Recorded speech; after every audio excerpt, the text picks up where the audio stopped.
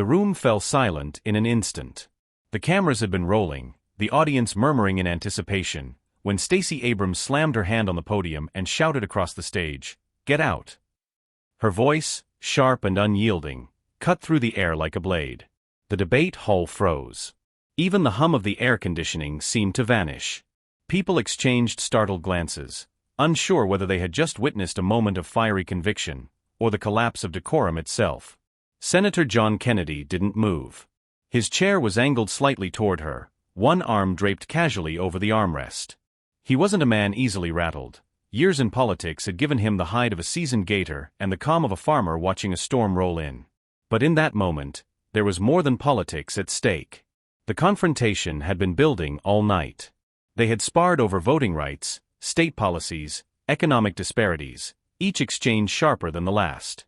Abrams, known for her passionate delivery, wasn't afraid to push boundaries to make a point. Kennedy, with his slow drawl and razor-sharp wit, had a knack for making counterarguments sting without ever raising his voice. The tension was electric. When Abrams had finally snapped, standing tall, pointing a finger, and commanding him to get out, it wasn't just about the debate. It was about years of ideological clashes, personal frustration, and a deep-seated belief that she was defending something sacred. The crowd could feel it. This was no longer just political theater. For a few seconds, Kennedy didn't speak. He simply studied her, his eyes calm, searching, as though he were looking past the words to see the real reason behind them. The silence stretched, heavy and uncomfortable. Abrams's chest rose and fell rapidly. The moderators shifted in their seats. Then, Kennedy leaned forward, resting both hands on the table. His voice, when it came, was measured, quiet, but carrying enough weight to make every person in the room lean in. "Ma'am," he said, "if I left every room where someone told me to get out, I'd have spent my life running from hard conversations. And if you truly believe what you say, then you wouldn't need me gone, you'd need me here, hearing you. Because the moment we stop listening to each other, the moment we start throwing folks out for disagreeing, that's the moment we lose what makes us a country worth fighting for." The warden in the air. There was no applause, no immediate reaction, just a stunned stillness. Abrams's eyes flickered with something, conflict, perhaps, or reluctant recognition. The tension softened, if only slightly. Kennedy went on, his tone unwavering. "You and I may never agree, Stacey.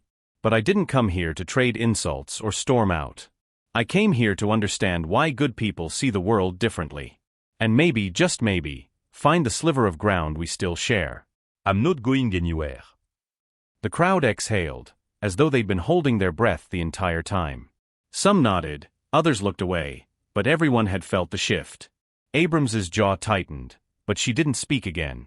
Instead, she took her seat, eyes locked on him, not with contempt this time, but with the acknowledgement that his words had landed somewhere she couldn't ignore. The debate moved on, but the energy had changed. The arguments that followed were less about scoring points and more about actual dialogue. By the closing statements, both had found moments to agree, however small. Kennedy, true to his word, had stayed, and in doing so, had forced everyone to rethink what winning a debate really meant.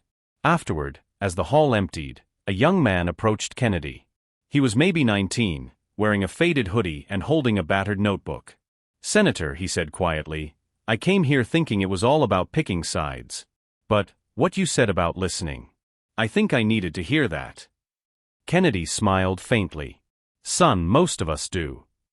That night, the clip of Abrams shouting and Kennedy's calm reply went viral, not because of the outburst, but because of what came after. In an age when shouting was easy and listening was rare, people had witnessed something unexpected, the power of refusing to walk away.